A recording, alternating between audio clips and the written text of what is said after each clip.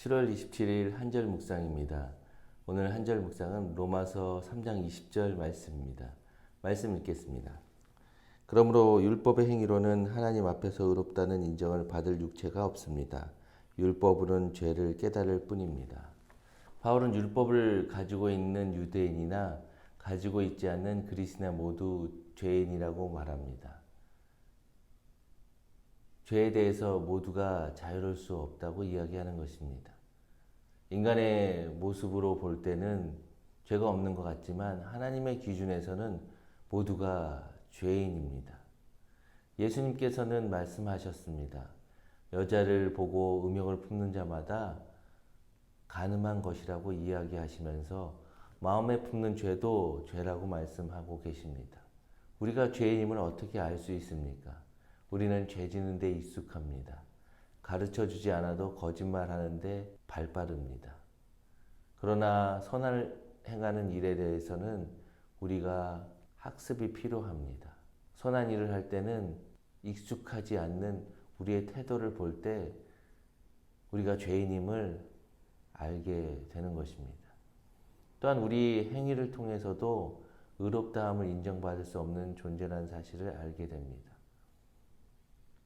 외적으로 볼 때 의롭게 보이는 행위일지라도 하나님께서는 우리의 내면 안에 의도와 동기를 살피시는 분이십니다. 의로운 행위 가운데 의도와 동기가 불순하다면 하나님께서는 그 일들을 의롭다고 여겨주시지 않으시기 때문입니다. 그렇다면 하나님께서 율법을 주신 목적이 무엇입니까?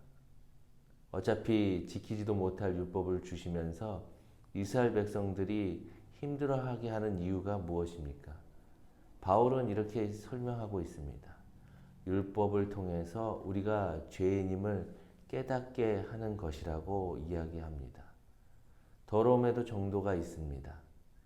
물을 보아도 그렇습니다. 먹을 수 있는 물, 먹지 못하는 물, 사용할 수 있는 물, 사용하지 못하는 물을 구분지어 줍니다. 그 기준점이 분명히 있기 때문에 우리는 사용하는 용도에 따라서 물을 사용합니다. 율법도 마찬가지입니다. 율법을 통해서 우리가 죄인임을 깨달을 때 그 죄를 해결할 수 있는 대안이 무엇인지에 대해서 우리는 생각하게 된다는 것입니다. 그래서 율법을 통해서 우리는 예수 그리스도가 필요하다는 것을 깨닫게 되는 것입니다. 율법은 예수 그리스도를 향하게 하는 방향 지시등과 같습니다. 율법을 통해서 죄임을 깨달을 때 우리를 죄에서 구원하신 예수 그리스도의 십자가의 능력을 바라보게 되는 것입니다. 오늘 우리를 구원하신 그 십자가의 능력을 바라보시는 저와 여러분 되시기를 축원합니다. 우리는 죄인이었지만 예수 그리스도를 통해서 영원한 생명을 얻고 의로운 하나님의 자녀로 살아가는 축복을 누리게 되었습니다. 그 은혜를 감사하며 그 오늘도 우리를 구원하신 예수 그리스도를 높이며 찬양하는 하루 되시기를 축원합니다.